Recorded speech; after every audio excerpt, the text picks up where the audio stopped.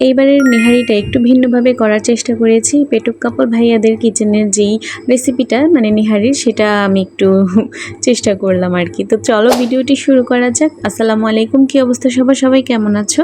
আজকে দেখো নেহারির রেসিপি দিব। তো ভাইয়ার আম্মু আর কি রান্না করেছিল এইভাবে রেসিপিটা, তো সেটা আজকে তোমাদের সাথে একটু শেয়ার করছি। তো দেখো আজকে এখানে আমি কি নিয়েছি: লবণ, হলুদ মরিচের গুঁড়ো, জিরার গুঁড়ো, গরম মশলার গুঁড়ো, আর এখানে আস্ত কিছু গোলমরিচ নিয়েছি, সাদা কালো দুইটাই, তেজপাতা, আদা রসুন বাটাটা অবশ্য আমি পরে আরও দিয়েছি। তো এখানে গোটা গরম মশলা আছে, দারচিনি, জয়ত্রী, এলাচ, লবঙ্গ। তো সবগুলো উপকরণ একসাথে আমি নেহারির উপর দিয়ে দিয়েছি, আর একটু পেঁয়াজ দিয়ে দিচ্ছি। এখন বাই দ্য ওয়ে, আমি কিন্তু একদমভাবে আমি বলছি না যে এভাবেই রান্না করো, তবে আজকে রান্না করে দেখি কেমন হয়, সেটা তোমাদের সাথে রিভিউ শেয়ার করব যে আসলেই কেমন হয়েছে।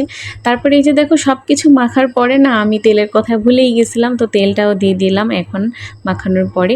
তারপরে পরিমাণ মতন যতটুকু পানি দেওয়ার লাগে ততটুকু দিয়ে দিয়েছি। এই যে দেখো আমি কিন্তু রাইস কুকারে রান্না করব, তো এর জন্য আমি একদম উপরটা পর্যন্ত যতটুকু পানি দেওয়া লাগে দিয়ে দিয়েছি।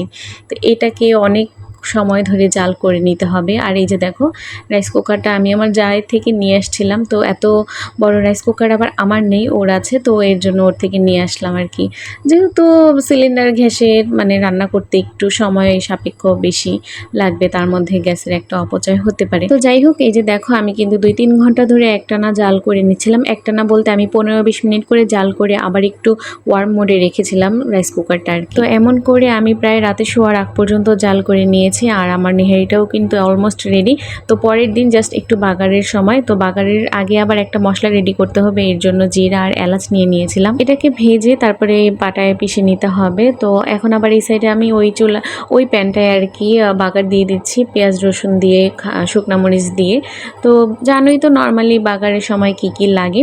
তো এই চুলায় বাগার হতে হতে আমি এখানে সেই মশলাটা মানে শিলপাটায় না, সরি, এখানে আমি চপিং বোর্ডেই করে নিয়েছি। আর দেখো চপিং বোর্ডে কিন্তু খারাপ হয়নি, মাশাল্লাহ যতটুকু আমাদের দরকার ওই রকমভাবে হয়েছে। আর এই খোসাগুলো আমি ফেলে দেব। তো এরপরে এগুলো আমি একদম একটু সাইড করে রাখছি, আর এর মধ্যে কিন্তু আমার বাগারটাও একদম রেডি হয়ে গিয়েছে। তো এই বাগারটা আমি দিয়ে দেবো এখন নেহারিতে, যেহেতু আমার নেহারিও অলমোস্ট ডান। তো এই যে বাগার দেওয়ার কমপ্লিট, মানে বলতে গেলে আমার নেহারিও কমপ্লিট, আর সেই মশলাটাও দিয়ে দিচ্ছি। এখানে আমি অবশ্যই এখানে একটু টেস্টিং সল্ট দিয়েছিলাম, তো টেস্টটা খুব ভালো আসে এর জন্য।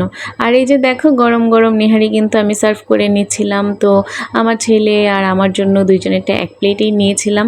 আর নেহারির সাথে রুটি থাকবে না, তার সঙ্গী থাকবে না, সেটা কি আর হয় নাকি?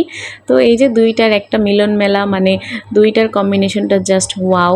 তো আমি রুটি তেমন বেশি একটা খাবো না, তো তেমন বেশি নিইনি, আর নেহারিটাই জাস্ট শুধু খেয়েছি। আর দেখো এই পোর্শনটা আমার অনেক ভালো লাগে। আর দেখো এই হচ্ছে কাঙ্ক্ষিত একটা সময়, মানে এই জিনিসটার আশাই সবাই থাকে নেহারি খাওয়ার সময়। তো এটাই ছিল আজকের আমার ভিডিও। তো কেমন লেগেছে কমেন্ট করে জানাতে ভুলবে না। তো নেক্সট ভিডিওতে দেখা হচ্ছে, সবাই ভালো থাকবে, আল্লাহ হাফিজ।